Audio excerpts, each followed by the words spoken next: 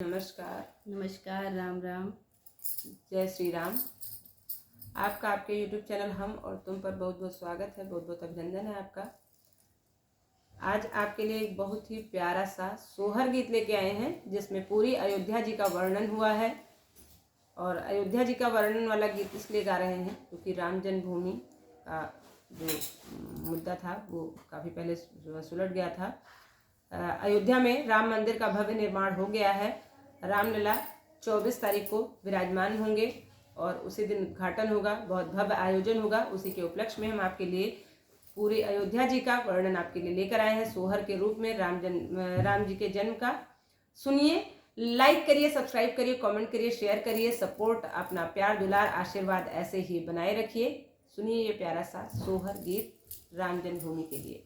अवधपुरी जन्मभूमि की धरती है पावन, की धरती है पावन हो। ललना राम लीन अवतार, जगत दुख तारन, जगत दुख तारन हो।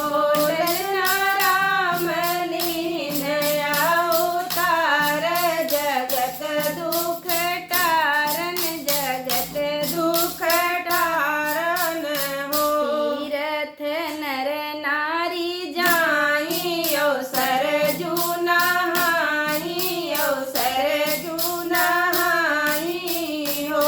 ललना मंदिर दसहित जाई, तो भल फल पावई, तो भल फल पावई हो। ललना मंदिर दसहित जाई, तो भल फल पावई, तो भल फल पावई हो। साधु यो संत महत सब ध्यान लगावई, ध्यान लगावई हो।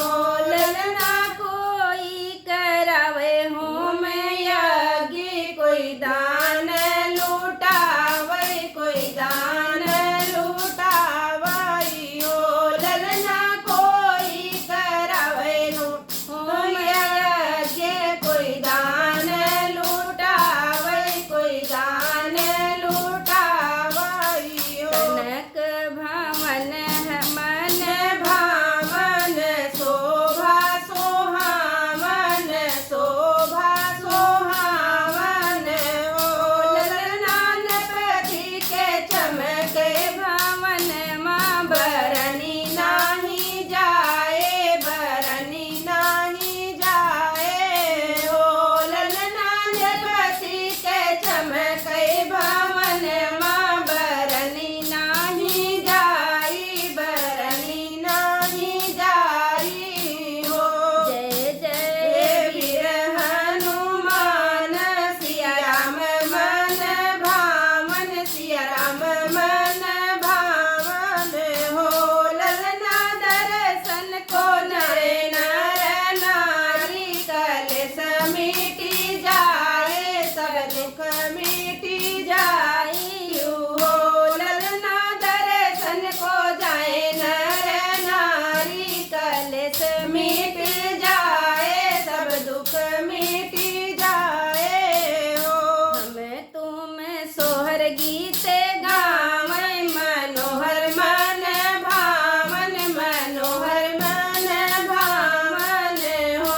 ललना चैत महीना राम नवमी, गरम लियो रघुबर जन्म लिए रघुबर हो। ललना चैत महीना के नवमी, जन्म लिए रघुबर, जन्म लिए रघुबर हो। अवधपुरी जन्मभूमि की धरती है पावन, की धरती है पावन हो। ललना राम लीन अवतार,